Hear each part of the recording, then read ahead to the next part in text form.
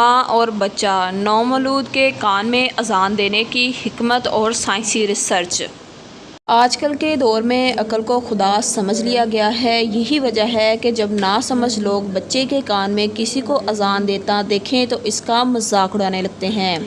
27 April 1968 کے روزنامہ مشرق میں یہ خبر شائع ہوئی تھی کہ ملک کے ایک معروف مزاحیہ اداکار نے اپنے نامولود بچے کے کان میں مرغ سے بانگ اذان دلوائی تھی۔ اس غریب کو شاید معلوم نہیں تھا کہ شریعت مطہرہ کا کوئی حکم بلا حکمت اور بلا جواز نہیں ہوتا۔ قرآن مجید میں جہاں جہاں دیکھنے اور سننے کا ذکر آیا ہے وہاں سماعت سننے کا پہلے اور بصارت دیکھنے کا ذکر بعد میں آیا ہے۔ اب تو علم جنین بڑی ترقی کر چکا ہے اور شکم مادرہ میں بچے کی نشو و نما کا کامیاب مشاہدہ کر لیا گیا ہے۔ تحقیق سے معلوم ہوا ہے کہ بچے کے کان پانچوں اور آنکھوں 7ویں مہینے میں تشکیل پاتی ہیں۔ بچہ اس وقت باہر کی آوازیں سن کر ان کی طرف متوجہ ہونے لگتا ہے جب اس کی آنکھیں ابھی مندی بند ہوتی ہیں۔ جو بچہ قبل از وقت پیدا ہو جاتے ہیں ان کی عمر کا اندازہ اس بات سے لگایا جا سکتا ہے کہ اس کی آنکھیں بند ہیں یا کھلی ہیں۔ جو بچہ 21-22 ہفتے کا ہو اس کی آنکھیں مندی ہوتی ہیں تاہم آواز سننے کر وہ اپنا رد عمل ظاہر کرتا ہے۔ اللہ تعالیٰ نے سورۃ بقرہ کی آیت نمبر 18 میں فرماتا ہے بہرے گونگے اور اندھے ہیں پس وہ حق کی طرف نہیں لوٹتے۔ اس آیت میں بھی پہلے کان کا ذکر ہے، پھر منہ کا ہے، پھر آنکھ کا ہے، یعنی پہلے سننا، پھر بولنا اور پھر دیکھنا۔ یہ دیکھیے کہ قرآن مجید قدم قدم پر اپنی حقانیت کا ثبوت فراہم کر رہا ہے۔ چند سال قبل میں کراچی گیا۔ بعد نماز مغرب مسجد میں 4 عمررسیدہ بارشید بزرگ میرے پاس آئے اور دریافت کیا کہ آپ کہاں سے آئے ہیں اور کیوں آئے ہیں؟ میں نے بتا دیا میں فلاں کام سے آیا ہوں۔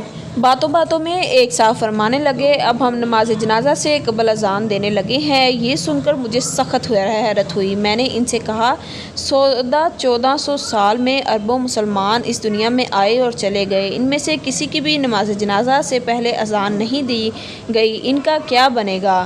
یہ سن کر وہ لاجواب ہو گئے اور کہنے لگے حال ہی میں بخاری شریف کی ایک شرح آئی ہے، اس میں تحریر ہے کہ نماز جنازہ سے پہلے اذان دینی چاہیے۔ مجھے غصہ آ رہا تھا مگر میں ان کا احترام کیا اور کہا حضرت دین مکمل ہو چکا ہے، اب احکامات دین پر عمل کرنے کی ضرورت ہے، ان میں ترمیم قطعاً کی گنجائش نہیں۔ اس طرح کلی پھندانے لگانے ہی کو بدعت کہا گیا ہے جو کہ سخت گناہ ہے۔ میں نے پھر ان حضرات سے کہا آپ لوگ بات غور سے سنیے، ماشاءاللہ آپ سب 5 وقت کے نماز پڑھنے والے مسجد میں تشریف لاتے ہیں۔ پہلے مؤذن اذان دیتا ہے، اس کے 15-20 منٹ بعد اقامت ہوتی ہے اور پھر اللہ اکبر کہہ کر امام نماز شروع کر دیتا ہے۔ ہر مسجد میں ہر روز 5 مرتبہ یہی عمل دہرایا جاتا ہے۔ یہ بتائیے کہ آپ سب نے نومولود بچوں کے کانوں میں اذان ضرور دی ہوگی؟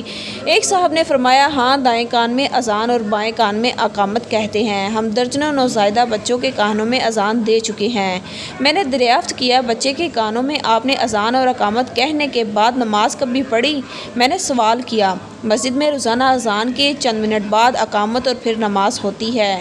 آپ نے بچے کے کان میں اذان دی، اقامت بھی کہی، پھر کیا وجہ کہ نماز نہیں پڑھی؟ اس پر وہ سب خاموش رہے۔ میں نے انہیں خاموش دیکھ کر بزرگوں وہ نماز انسان کی موت کے بعد نماز جنازہ کی شکل میں پڑھی جاتی ہے۔ نماز جنازہ کی اذان اور اقامت اس وقت کہی جا چکی ہوتی ہے جب بچہ اپنی ماں کی آغوش میں تھا، پس نماز جنازہ سے قبل اذان اور اقامت پڑھنے کی قطعاً ضرورت نہیں۔ پھر بھی جو ایسا کرے وہ بدعتی ہے۔ دنیا میں انسان عام طور پر 50-60 برس تک زندہ رہتا ہے اور آخرت کے چند منٹ کے برابر ہے۔ سورہ حج کی آیت نمبر 47 کا ترجمہ ہے تیرے رب کے ہاں ایک دن 1000 برس کے برابر ہوتا ہے جو تم گنتے ہو۔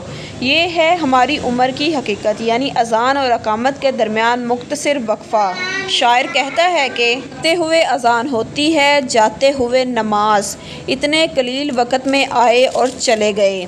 اب آپ حضرات مجھ سے پوچھ سکتے ہیں کہ نامولود اس عمر میں تو کچھ سمجھتا نہیں ہے، پھر اس کے کان میں اذان دینے کی کیا حکمت ہے؟ سنیے، اس سلسلے میں امام غزالی نے فرمایا کہ جب بچے کا دل تختی کے مانند ہوتا ہے اس لیے جب وہ پہلی بار دائیں کان میں اذان اور بائیں کان میں اقامت سنتا ہے تو یہ الفاظ اس کے دل پر مثبت ہو جاتے ہیں، شعور माहौल की उम्र पहुंचने पर वो अल्फाज इसकी रहनुमाई करते हैं, बशर्ते माहौल की वजह से बच्चे का जहन पुश्त ना हो गया हो। नौज़ायदा मुसलमान बच्चे के कान में अजान देने की हिकमत यही है, हालांकि बज़ाहिर इसकी उम्र में वो कुछ नहीं समझता। साबिक़ा सोवियत यूनियन के साइंसदानों ने तहकीक के बाद इस असूल को दुरुस्त पाया है, सुनने में आया है। फिर वो नौज़ायदा रूसी बच्चों के कान में अश्तरा की मैनिफेस्टो आइन और असूल दोहराने लगे ताकि वो इसके दिल में मुस्बत हो जाएं और बड़ा होकर वो अच्छा कम्युनिस्ट और कमरेड बने। मैंने मज़मून के शुरू में तहरीर किया है कि बच्चा बतन मादा में सुनने लगता है, इसलिए बुज़ुर्गों ने फरमाया कि हामला जिस माहौल में रहती है बच्चे पर इसका असर पड़ता है। अच्छे माहौल का अच्छे, बुरे माहौल का बुरा असर।